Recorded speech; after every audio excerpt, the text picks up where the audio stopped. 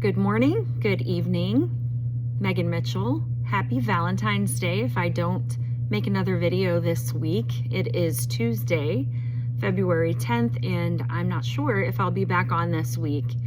But I do want to say happy Valentine's Day to everyone, whether you celebrate or not.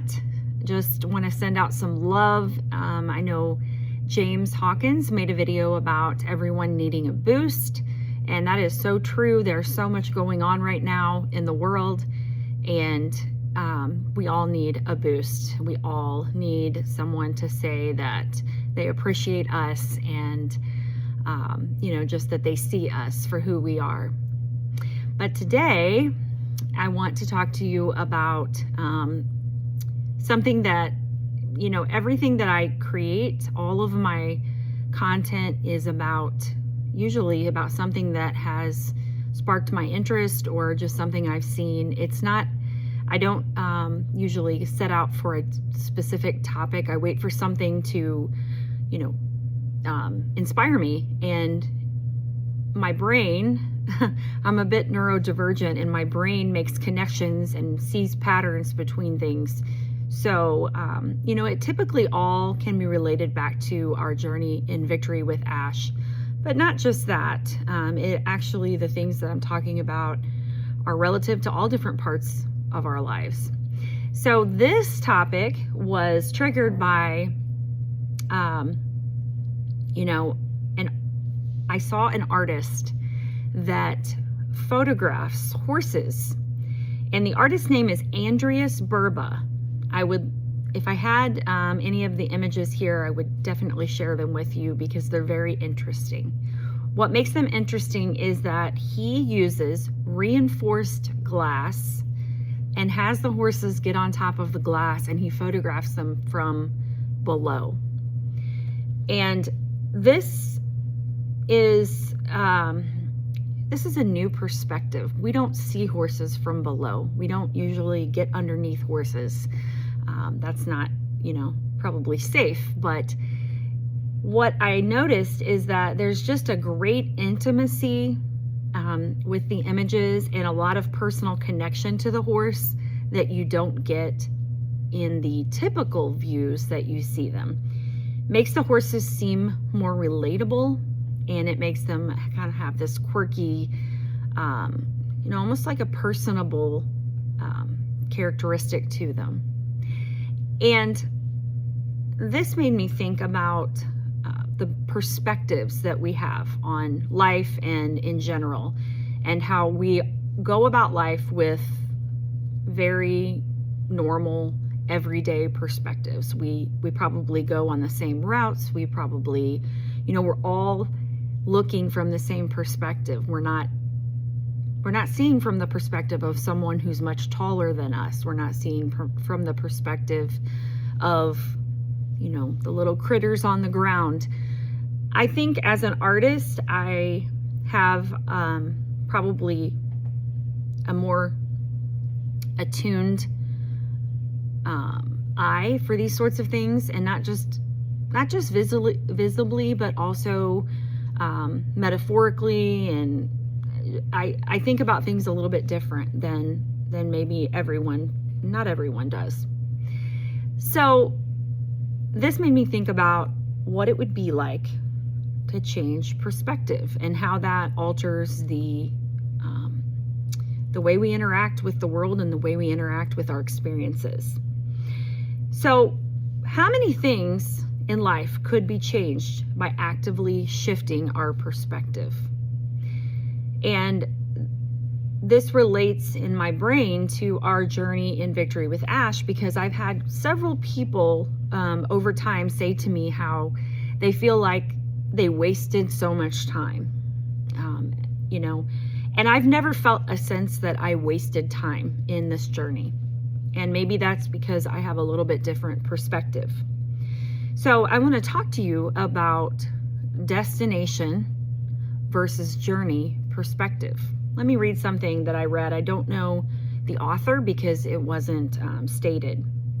What usually happens to people is they get attached to destinations.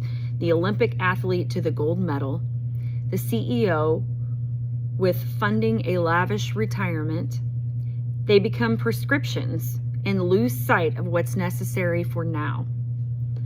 Our mind is in one place while the body is in another. So how many things do you miss because your mind is always in another place? And so I want to kind of dive in a little bit about this, the two different trains of thought when it comes to a goal, and especially related to this goal in Victory with Ash, and just the whole journey with Ash. So I want to talk to you about what a destination mentality entails. The focus is reaching a point, a specific endpoint, milestone, or result. The pros of that is it provides you clear direction, purpose, and motivation to start. We need a goal to start something. We wouldn't necessarily start anything if we didn't have a goal in mind. But the con is that it postpones happiness until the end goal is met, and risks us of losing motivation once the destination is reached.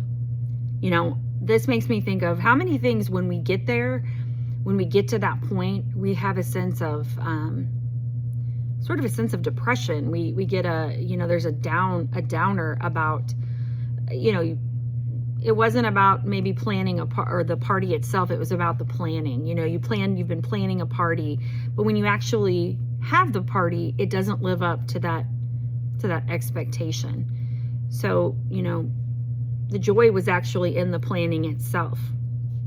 The risk with destination mentality is that it can lead to burnout or treating the journey as merely a hurdle to overcome. Versus the journey mentality, which is process-oriented. The focus is that we enjoy the present, daily actions, and personal growth. So the journey mentality promotes continuous learning, resilience, and happiness regardless of immediate outcomes. We can control aspects of the journey. We can control our effort. We can control our attitudes. We don't know the outcome necessarily. We can't control the outcome, but we can control how we interact with what we do along the way. And the result of the journey mentality is that we have sustainable, longer-term success and higher, more consistent satisfaction. So, putting it into perspective, a destination is a point in time while the journey is the continuous flow of life. And this is not at all to negate the frustration of waiting for something. If that's how anyone takes this, please don't. It's just that I feel like a balanced approach would be realizing that we need a destination to provide our direction, but that adopting a journey mindset is the way to appreciate the process. So I'm not saying that you should be all for one or the other. So wisdom means that we find the journey's end in every step of the road, and it's often seen as the ultimate balanced approach. So I feel like there's a great deal of people who were only concerned about the destination in this journey, in this whole process with Ash, and on Passive and Victory with Ash. And I think that is what makes us the most dissatisfied with anything, if we're only concerned with how it turns out in the end. I mean, honestly, there really is no end to anything. It's always going to be evolving. So I just want to say that it's okay to be disappointed when things take a bit longer. The other thing that sparked this conversation in my head was a quote, which I don't believe had anything to do with necessarily the waiting period for things, but I related it back to this. And the quote is that micro joys are how we survive macro grief. Even though this is not a macro grief, maybe you feel a little bit of grief that you thought the timeline was going to be a little bit different. I think macro grief, we're talking about major grief in life, the loss of someone. However, for me, understanding the gratitude that we can have over this journey, to me, is the micro joy. Those are the joys that helps us survive the process and maybe the grief of things not going exactly as we planned. So what I want you to think about is changing your perspective and practicing the art of noticing things along the way that are gifts that we get in this process. I'll read you this. The art of noticing. Practicing the art of noticing and the art of living invites us to slow down and be fully present, finding beauty in small everyday moments. By honoring our own pace, embracing life's rhythms, and making space for reflection and gratitude, we turn ordinary days into a tapestry of joy, meaning, and quiet magic. So, as a child, my family took vacations, a lot of vacations. We took summer vacations. We didn't fly. We took road trips. And, for some people, a road trip seems like a terrible thing. Most people would potentially choose flying over a road trip. But part of why I enjoyed the road trips is the same reason why I enjoy a walk. I'm not trying to get from point A to point B. I stop along the way and find treasure. And that's exactly what we did. We always stopped. Some of my greatest memories in traveling were the things that happened along the way, not where we were trying to go, but the stories associated with, the little shops that we stopped at, the little pit stops to pick up snacks, things like that. Those are the things that I treasure. And on this journey in Victory with Ash, I feel like I've also collected treasures that were unexpected. And I have only collected those because I took time to notice and be grateful for the things that have happened along the way, in spite of maybe the timeline not being exactly as I had originally expected. So let me share with you some of the things that I'm grateful for. Sorry, my phone is a little bit crooked. Let me share some of the things that I'm grateful for. Number one, I am grateful for Ash Mufareh. I am grateful for his talents. I am grateful for his resolve, his willpower. I can't imagine the willpower that it must take to endure all of the setbacks, all of the things that have happened along the way, and still keep going. I admire his generosity. Anyone who's talking about money, the money that has been put forth, nothing can compare to the amount of funds and the amount of resources that he has put forth of his own to bring this whole thing to fruition. I admire his dedication to keep going in spite of challenges, his humble nature, the fact that he is willing to share with us the trials, willing to share the setbacks, and to invite us in to be a part of it. So having this opportunity to interact with him and to see this whole process along the way is one of the treasures that I've noticed. I value diversity. So one of the things that I've collected as far as noticing something that has been a gift to me along the way is that the world seems a little bit smaller. I feel like On Passive and Victory with Ash has been, it's served as a catalyst for connection, highlighting how many commonalities we have amongst people all over the world. This is a blessing to me. I can now say that I have friends all over the world. Before, I couldn't do that. Initially I had no desire to be a visible part of this whole journey, meaning that I am somewhat of an introverted extrovert. I like talking to people, but I'm okay with not being super visible. But because of the connections that I have made, I have chose to put myself out there in a more visible way. Being on this journey gave me an opportunity to connect with people like William from Seeds Academy. And initially I wasn't going to make videos, so I chose to involve my students and try to get involved in a way that was not as much about me, but more about just connecting and helping someone.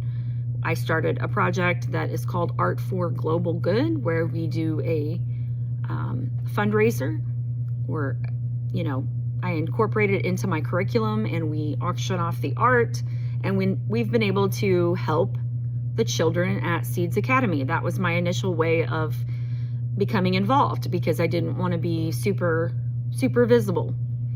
And only because of the urging and the support and the community in this global family did I start making lives, making videos. You know, they've encouraged me to do that. So my initial involvement in this whole company organization has changed.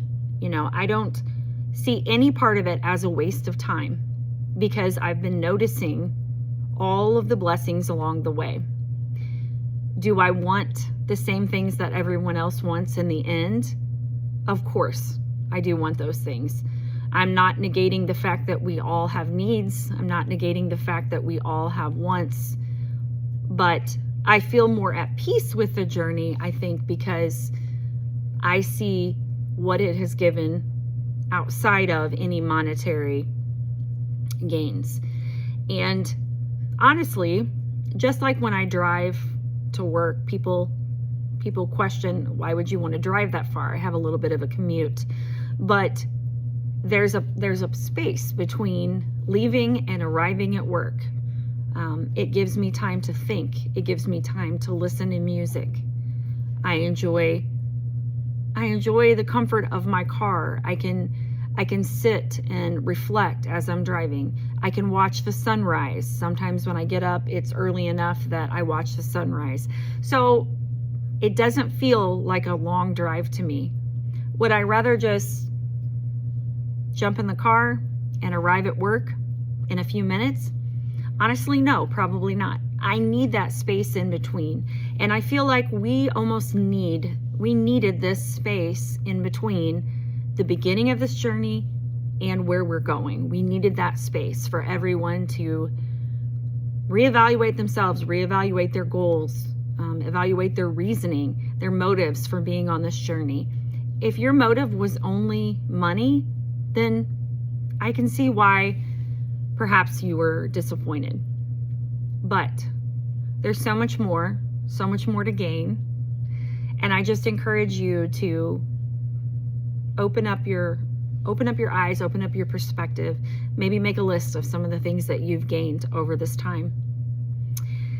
If I don't see you this week, I hope you have a blessed weekend. I appreciate you all. Happy birthday, Narelle Warcon.